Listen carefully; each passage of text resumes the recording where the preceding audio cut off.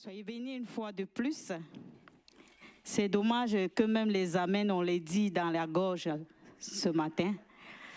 Mais ce n'est pas grave. On va les dire pareil. Je veux dire merci au Seigneur pour le message qu'il a déposé dans mon cœur. C'est un message qui est beaucoup plus évangélique, qui va nous aider non seulement pour nous-mêmes et pour nos proches aussi, dont nous parlons tout le temps de la parole de Dieu. Parce qu'il y a des choses que nous faisons de manière ignorante. Les choses qui vont être dites ce matin, ce sont des choses que moi-même j'ignorais et que lorsque j'ai connu la vérité, j'ai compris que j'étais vraiment dans l'erreur et que j'étais perdue. Alors, ce message, c'est pour que nous utilisons, pas seulement pour nous et pour nos proches aussi. Je parle à ceux qui me regardent aussi à distance, parce que certainement, chaque jour, nous partageons la parole de Dieu. Alors, ceci ne va pas nourrir seulement nous autres, mais ça va nourrir aussi le monde qui nous entoure. Le titre de mon message, c'est « Fuis l'esprit de mort ». Déjà, j'ai une chose à te dire. Le Seigneur Jésus-Christ a dit, il est venu pour que nous ayons la vie et la vie en abondance. Alors, la mort ne fait pas partie de notre vie. Cependant, nous avons des esprits qui nous suivent souvent. Et des fois, nous nous posons la question, où viennent ces esprits? C'est parce que c'est nous-mêmes qui partons à la recherche de ça. Des fois, c'est de manière ignorante. Parmi ces esprits, il y a l'esprit qu'on appelle l'esprit de mort. Nous allons plus nous appuyer sur cela. Beaucoup peuvent subir des choses pareilles sans s'en rendre compte. Dans notre vie, nous avons perdu beaucoup de proches. Nous avons perdu nos papas, nos mamans, nos sœurs, nos frères, nos cousins, nos cousines, nos nièces. Des personnes qui sont vraiment chères, auxquelles la séparation nous a vraiment touchés. C'est-à-dire, on n'a pas été capable de supporter le fait que cette personne ne soit plus avec nous aujourd'hui, que cette personne soit partie. Oui, ça fait mal. Ça fait mal de perdre ce genre de personne. Ça fait mal au point que nous avons même besoin qu'ils reviennent à la vie. Mais que faire quand c'est déjà fait ainsi? On a juste à accepter la situation telle qu'elle est. Je suis en train d'aller quelque part. Et des fois, nous avons des moments où, dans nos rêves, nous nous trouvons en train de communiquer avec ces personnes, en train de parler avec le visage ou alors une image de ces personnes qui vient se présenter à nous et commence à parler avec nous. Bien-aimés, est-ce que c'est la volonté de Dieu que nous parlons avec quelqu'un qui est mort? La réponse est non. Alors, lorsque la personne vient au-devant de toi et commence à te parler, nous nous réveillons le matin, nous sommes contents d'avoir communiqué. Waouh! Ma mère est venue me parler dans les rêves. Ma mère est venue me donner un message dans les rêves. Si maman avait le pouvoir de ne pas mourir, est-ce qu'elle devait mourir? Elle devait rester en vie pour te communiquer des choses. Lorsque quelqu'un s'en va, c'est Dieu qui s'occupe de son âme. Ce n'est même pas nous autres. Alors quand nous recevons ce genre de choses dans les rêves, ce n'est jamais cette personne. Parce que tu avais tellement de l'amour pour ta mère ou pour ton père, l'ennemi va utiliser son visage pour venir commencer à te nuire, pour venir commencer à te parler. Beaucoup de fois, la première chose que la personne va venir faire, c'est de te parler des choses positives. C'est de venir dans le sens de te protéger. C'est de venir dans le sens de te dire, tout ce que tu traverses, je suis là pour ça. La seule personne qui peut nous protéger, c'est Jésus-Christ. C'est Jésus-Christ. Alors, c'est pour ça que nous devons renoncer à ces choses. Je vais m'appuyer sur 3 points aujourd'hui. Pourquoi cet esprit nous suit? Comment fuir l'esprit de mort? Comment renoncer à cela si cela nous avait déjà liés avant? Voilà des 3 points. C'est tout simplement parce que nous-mêmes, nous partons à la recherche de cela. Ouvrons nos Bibles dans le livre de Luc, chapitre 24, le verset 1 au verset 6. Luc 24, verset 1 à 6.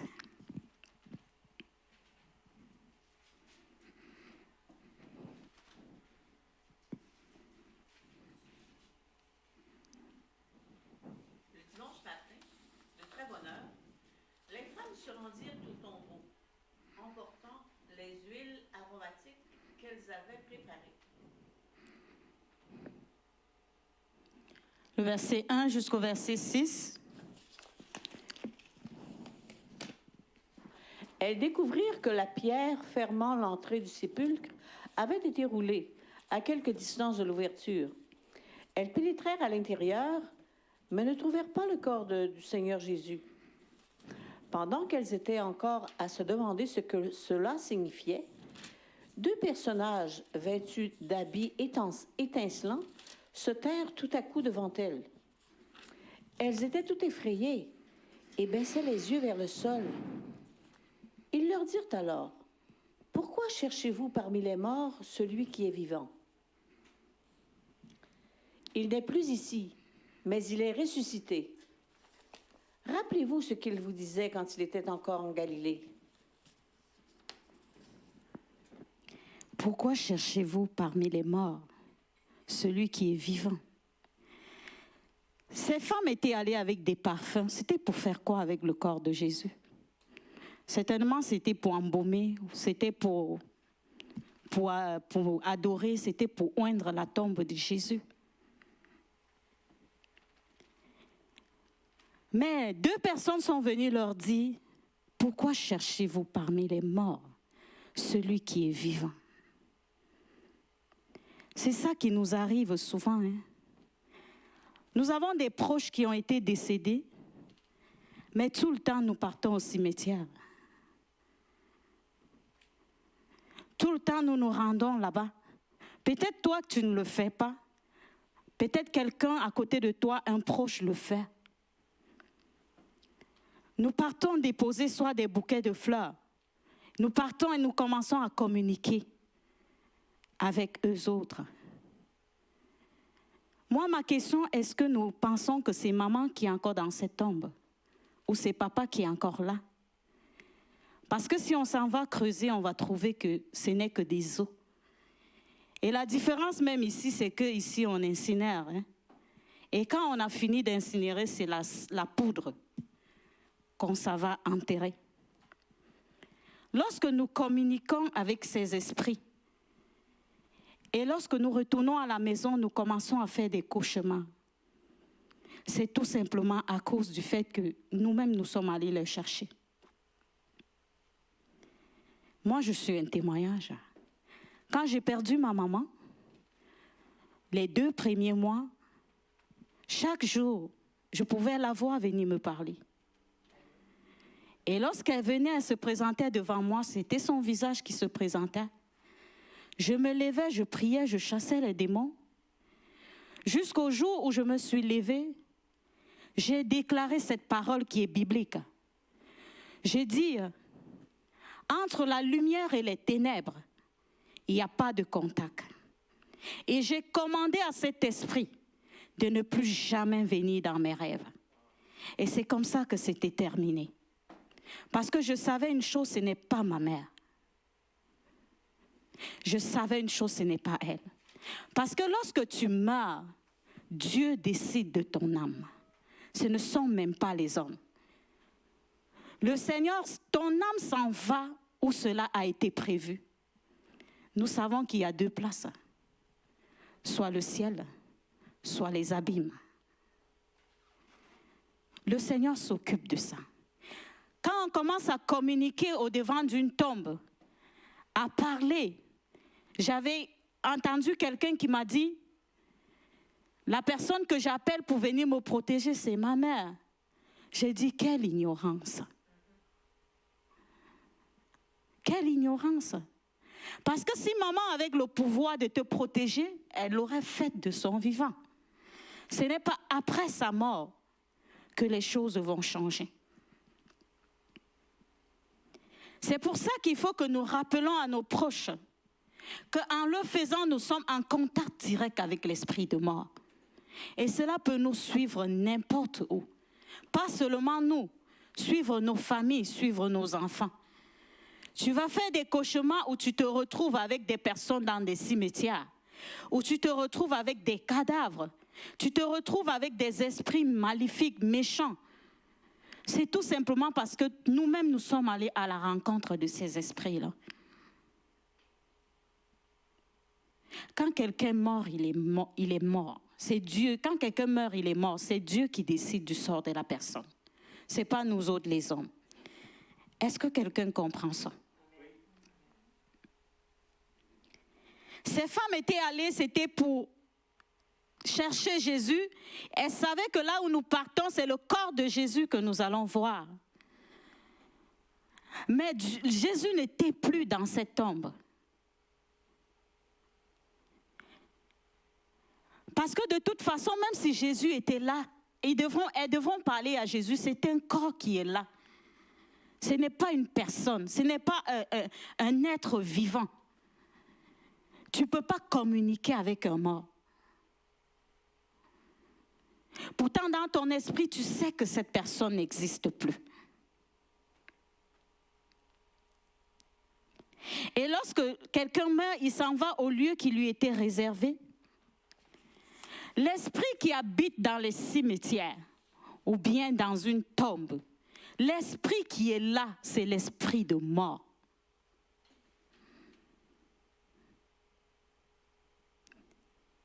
Si tu faisais ça hier, j'aimerais que, comme j'ai compris, que tu puisses aussi comprendre. Alléluia. On va avancer tranquillement. Si jamais tu voyais ces choses dans tes rêves, tu voyais des personnes décédées dans tes rêves, lève-toi et déclare cette parole. Arrière de moi, Satan. Je sais que c'est difficile de perdre quelqu'un de cher, mais lorsque cette personne est partie, laissons le reste à l'Éternel.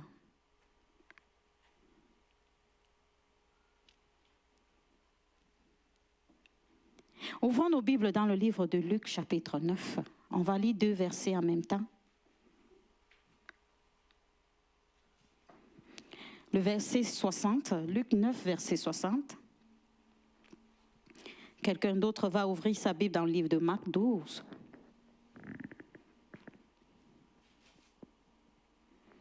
Jésus lui répondit, « Laisse aux morts le soin d'enterrer leurs morts. Quant à toi, va proclamer le règne de Dieu. » Marc chapitre 12, verset 27. « Dieu n'est pas le Dieu des morts, mais le Dieu des vivants. Oui, vous êtes complètement dans l'erreur. » Vous êtes complètement dans l'erreur.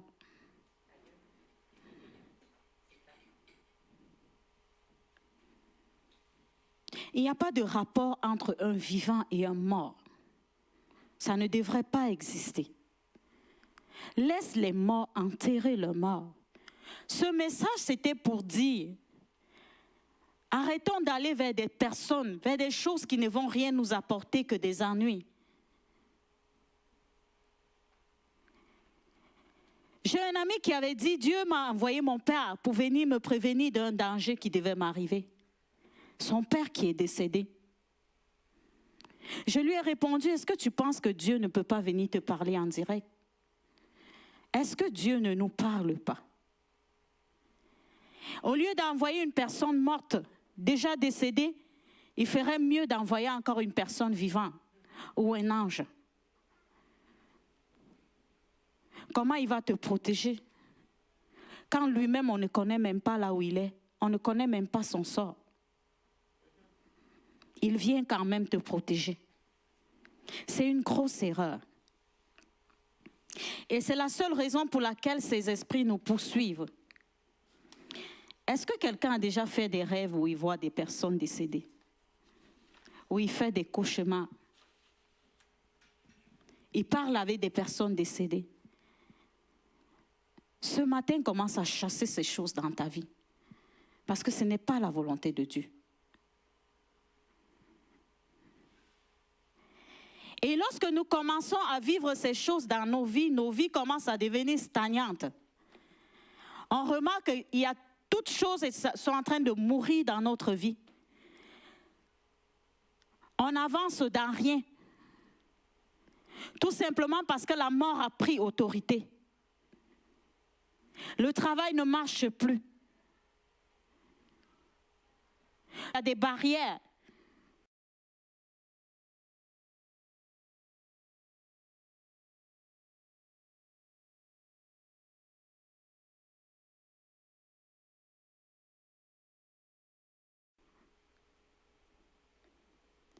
Tout simplement parce que cet esprit nous anime. Comment est-ce qu'on va fonctionner si on communique avec des personnes qui sont décédées? C'est normal que les choses commencent à devenir bizarres, obscures, que tout échoue.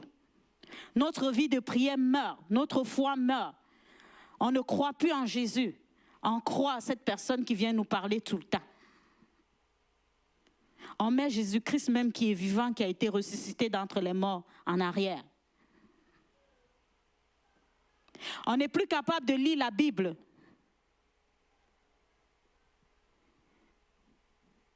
Quand on dort, on demande à maman de venir nous parler. Ou bien de venir nous dire ce qui va nous arriver. Tu as laissé Jésus où? Nous avons laissé celui-là qui est capable de nous révéler les choses cachées où? Pour s'accrocher à ce qui ne peut même plus parler. Le diable utilise ces images parce qu'il sait que nous allons tomber face à ça. Surtout quand c'est quelqu'un que tu aimais beaucoup. Il sait que nous allons tomber et nous allons céder. Ça va commencer à devenir difficile.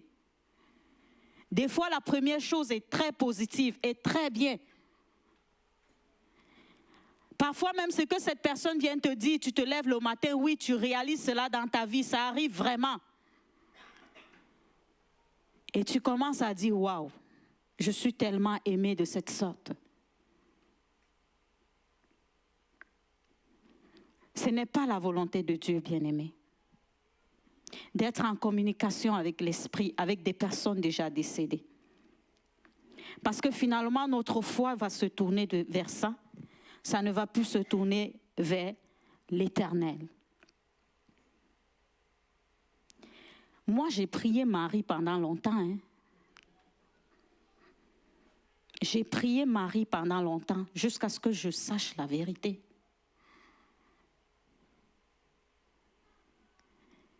Est-ce que vous êtes d'accord avec moi que Marie est décédée?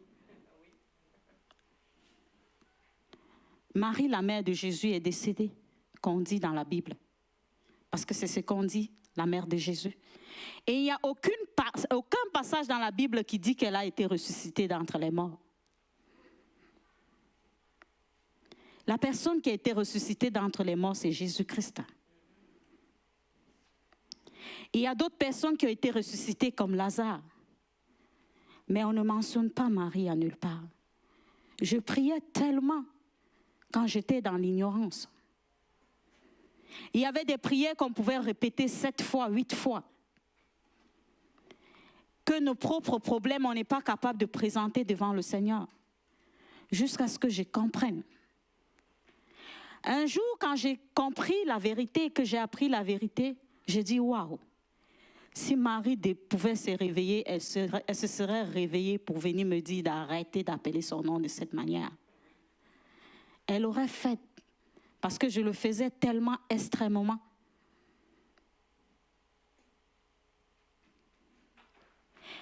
Actes chapitre 4, verset 12.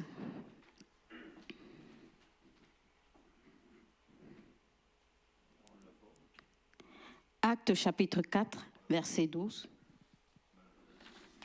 On va le lire. Catherine, j'aimerais que tu ouvres ta Bible. Acte 4, verset 12. Non.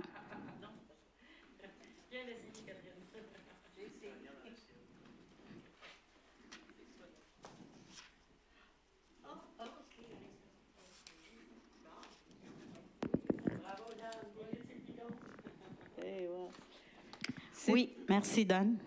C'est en lui seul que se trouve le salut. Dans le monde entier, Dieu n'a jamais donné le nom d'aucun autre homme par lequel nous devions être sauvés. Alléluia. C'est en lui seul que le salut se trouve, pas en d'autres personnes. On a la capacité d'aller parler à Jésus directement. Parce qu'il nous a donné cette opportunité. Au lieu de demander à quelqu'un d'autre de transmettre notre message, Christ est là et il est là pour nous. Il n'y a de salut en aucun autre qu'en Jésus-Christ de Nazareth. Le Seigneur dit qu'il lui a donné le nom au-dessus de tous les noms. Que toute langue confesse qu'il est Seigneur. Pourquoi allons-nous prier d'autres personnes? Des fois, ce sont les statuettes qui pleuvaient dans ma maison. Les photos qui représentaient Jésus, qui représentaient Marie. Et lorsque je me suis rendu compte de mon ignorance, j'ai dit, waouh. De un, la statuette ne voit pas. Elle ne bouge pas. Elle ne marche pas. Elle ne parle pas. Moi-même qui suis en train de prier devant cette chose, je marche, je vois, je parle. Entre elle et moi, qui a le pouvoir plus que l'autre? Pourquoi je fais ça? Et quand je me suis rendu compte de cela, j'ai commencé moi-même à dire, ouais, l'ignorance dépasse la mort. Parce que je faisais des choses insensées. Jusqu'au jour où je décide de ramasser toutes ces choses et de les brûler. Je fais un témoignage de moi-même parce que j'étais dans l'erreur. Et c'est pour ça que je pouvais voir que les choses n'avancent pas dans ma vie. Je pouvais voir que je ne progresse pas. Parce que j'ai pris les objets ou alors les photos pour faire de ça des dieux. Qui ne m'ont servi à rien jusqu'à aujourd'hui.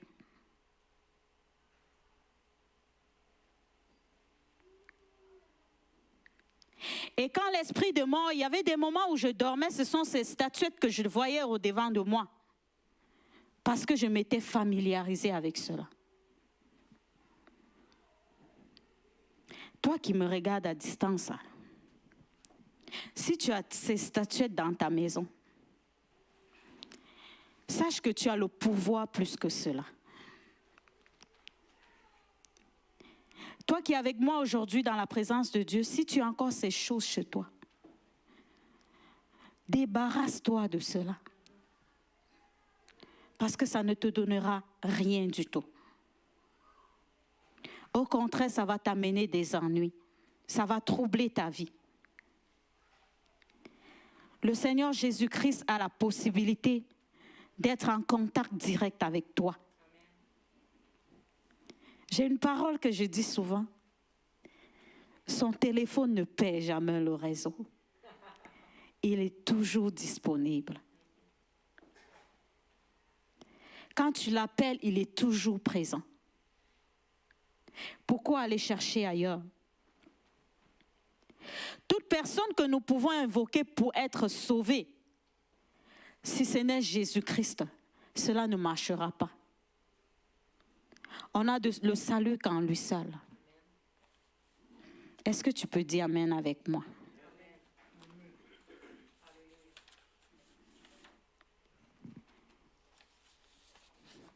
Le message est vraiment profond. Et comme je l'ai dit au départ, c'est plus un message d'évangélisation pour aider nos proches à avancer, à abandonner ce genre de choses et à suivre l'Éternel des armées.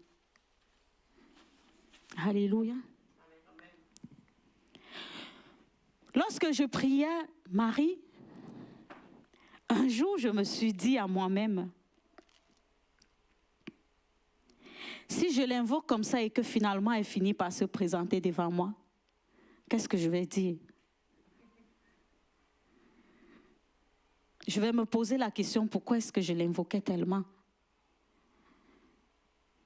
Parce que la parole de Dieu est claire, c'est au nom de Jésus que nous devons prier. Pas au nom d'un homme. Et j'étais forte qui pour dire Vierge Marie. Elle n'est même pas vierge parce qu'elle a fait des enfants. Après Jésus, elle a eu d'autres enfants. Je ne sais pas si quelqu'un comprend ça. Lorsque tu t'assois pour commencer à méditer, tu te rends compte que c'est vraiment des choses qui ne sont pas normales.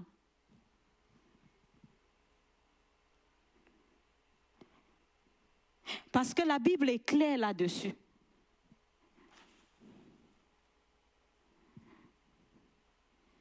À moins que nous ne croyons pas à la résurrection de Jésus-Christ. Mais on a lu une parole tout à l'heure, c'est qu'on est allé le chercher dans le tombeau, il n'était plus là. Il était parti. Il n'était plus dans ce tombeau. C'est de la même manière que nous aussi, nous avons été ressuscités avec lui.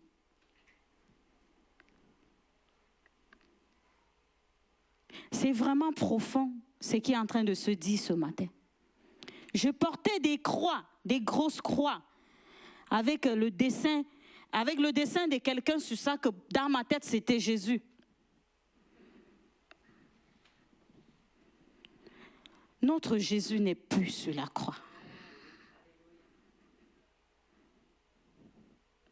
Ouvrons nos Bibles dans le livre de Romains 10, chapitre 9. Romains 10, verset 9, pardon. Romains chapitre 10, verset 9.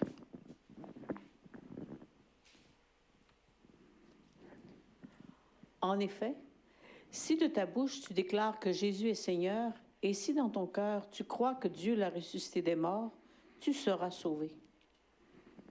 Si tu crois qu'il a été ressuscité d'entre les morts, tu seras sauvé.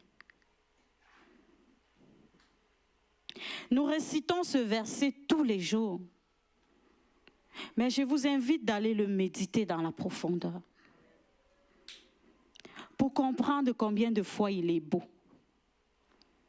Il y a des confessions qui étaient faites pas de manière vraie.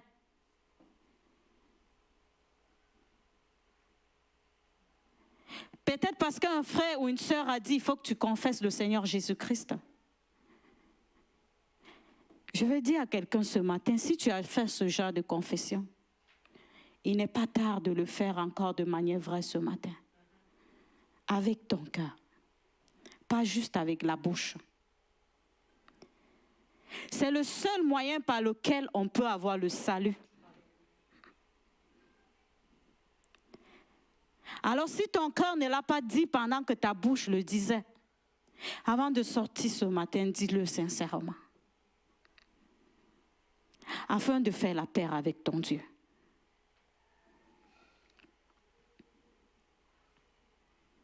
Si tu ne connais pas comment le faire, il y a des serviteurs de Dieu dans la salle, tu peux les rencontrer après,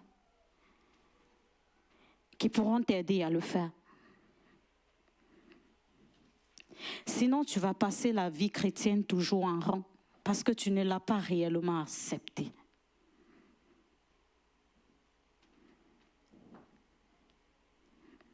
Et il faut le faire de tout ton cœur, sans réserve. Hébreux chapitre 9, verset 27. Hébreux chapitre 9, verset 27. Et comme le sort de tout homme est de mourir une seule fois, après quoi il est jugé par Dieu. On va continuer avec Jean 3, 16. Oui, Dieu a tant aimé le monde qu'il a donné son Fils, son unique, pour que tous ceux qui placent leur confiance en lui échappent à la perdition et qu'ils aient la vie éternelle. Dieu a donné son Fils unique afin que quiconque croit en lui. Tout le monde connaît ce verset biblique. Qu'il ait la vie éternelle. Il n'y a pas de salut après la mort. Le salut, c'est du vivant. C'est pendant qu'on est vivant qu'on peut être sauvé. L'erreur qui se passe souvent, c'est que lorsque quelqu'un meurt, on ne connaît même pas c'était quoi sa vie chrétienne. C'est cette parole qui sort toujours dans nos bouches, que son âme repose en paix.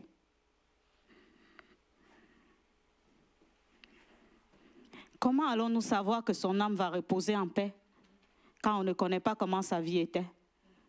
C'est quelle âme qui va reposer en paix? Est-ce que c'est toi qui décides du sort de son âme pour dire qu'il repose en paix? Si cette personne n'a pas accepté le Seigneur Jésus-Christ tel que la Bible le dit, nous tous on connaît là où il s'en va, puisque c'est la seule condition pour être sauvé. Et ceci se passe souvent quand on fait des cultes funéraires.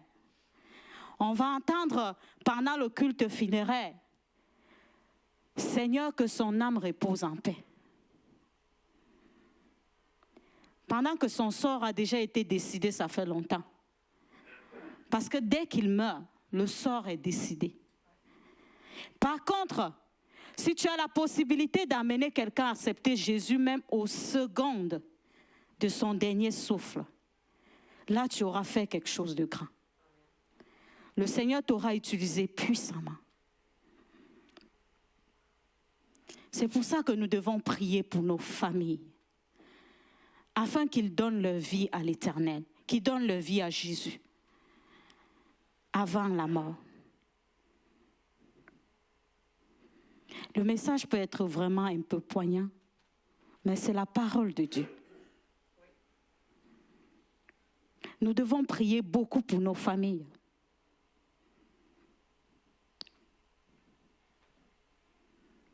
Le salut, ça s'acquiert du vivant.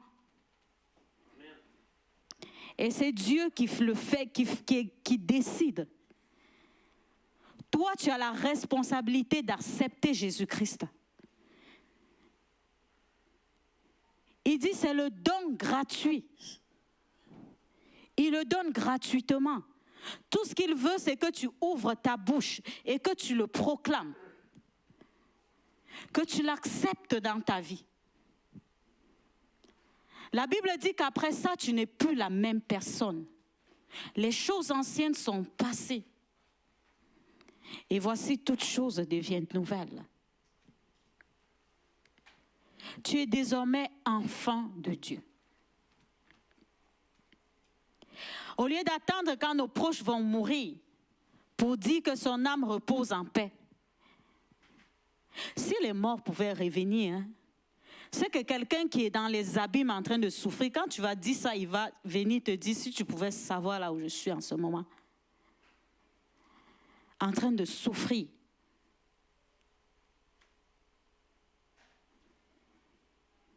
En train de pleurer, parce que je n'ai pas pu avoir cette possibilité de mon vivant. La Bible est claire là-dessus. Quand quelqu'un meurt, il meurt une fois. On a lu ça dans la parole, dans le livre d'Hébreux. Il meurt une fois. Il n'y a plus de marche arrière. On ne peut pas retourner.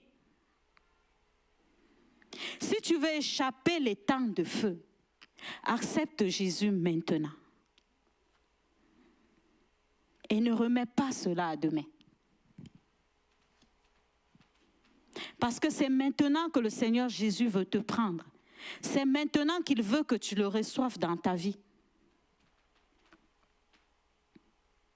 C'est triste lorsque nous voyons quelqu'un que nous aimons tellement mourir sans être sauvé. Ça fait tellement mal. Parce qu'on se pose la question, il s'en va où?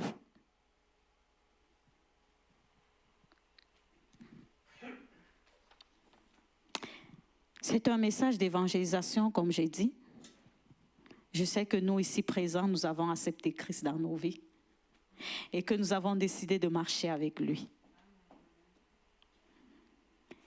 Que nous sommes accrochés sur le pan de son vêtement. Parce que nous avons abandonné ces pratiques, ces choses qui ne glorifient pas son nom. L'âme qui peut être sauvée, c'est seulement l'âme qui a accepté le Seigneur Jésus-Christ comme Seigneur et Sauveur personnel.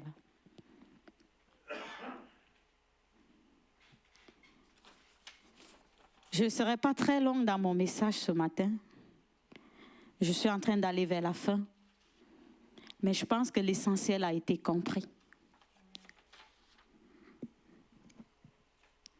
Ne garde pas cette parole pour toi, mais partage cela avec quelqu'un qui a besoin aussi d'être ressourcé, qui a besoin aussi de connaître la vérité. Si tu as encore des personnes dans ta famille qui durcissent pour accepter l'Éternel, utilise ces versets bibliques pour leur parler, afin qu'ils comprennent qu'il y a encore la possibilité, pendant qu'on est vivant, parce qu'après la mort, on ne peut plus rien faire.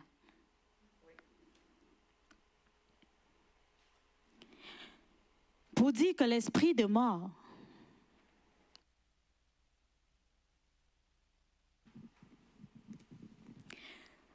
que nous devons renoncer dans nos vies, que nous devons chasser dans nos vies,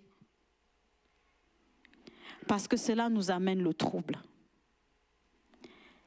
Alors si la personne que tu aimes beaucoup là vient encore te parler dans le sommeil, ordonne à cet esprit de te libérer. Déclare avec puissance. Et je vais te dire, ça va s'en aller quand tu vas déclarer avec puissance. Ça ne reviendra plus jamais. Et tu seras délivré de toutes ces choses. Je n'ai pas peur de le dévoiler. Chez nous, en Afrique, c'est plus que grave. C'est plus que grave, ces pratiques. On va même t'obliger à aller faire des choses contre ta volonté. Et quand tu l'auras fait, c'est toi et ta famille qui allez commencer à subir des conséquences. La personne même qui t'a demandé de le faire s'en fout. Nous devons prendre la décision de nous éloigner de ces choses-là. Et d'avoir contact avec les vivants.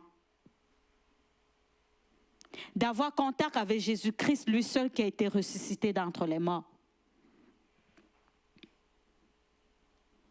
Alléluia. Je vais appeler les musiciens ce matin. Je m'en vais vers la conclusion.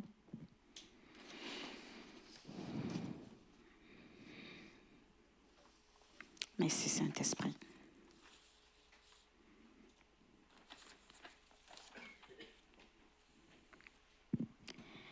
On va lire un verset pour finir. Deutéronome chapitre 5, verset 8.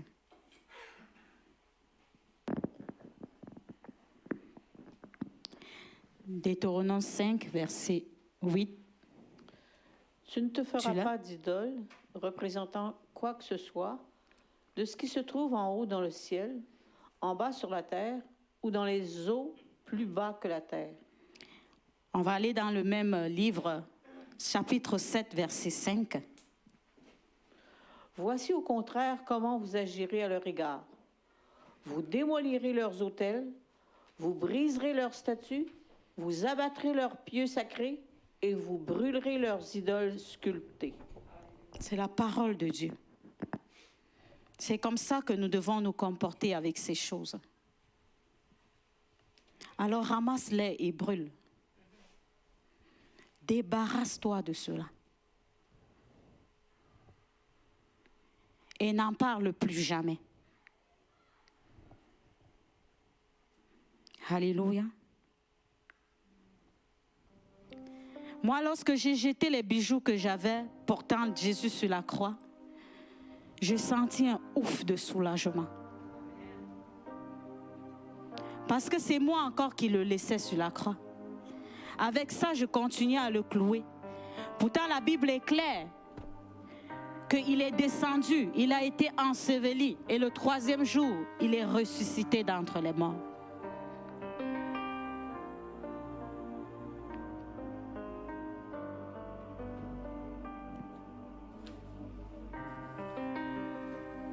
Ce matin, je veux que tu pries pour ta famille qui est encore dans l'erreur, pour tes proches qui n'ont pas encore compris, et que le Seigneur fasse de toi un vase pour les amener à comprendre cela. Et que Dieu te donne d'utiliser cette parole afin que cela aide à les apporter la lumière.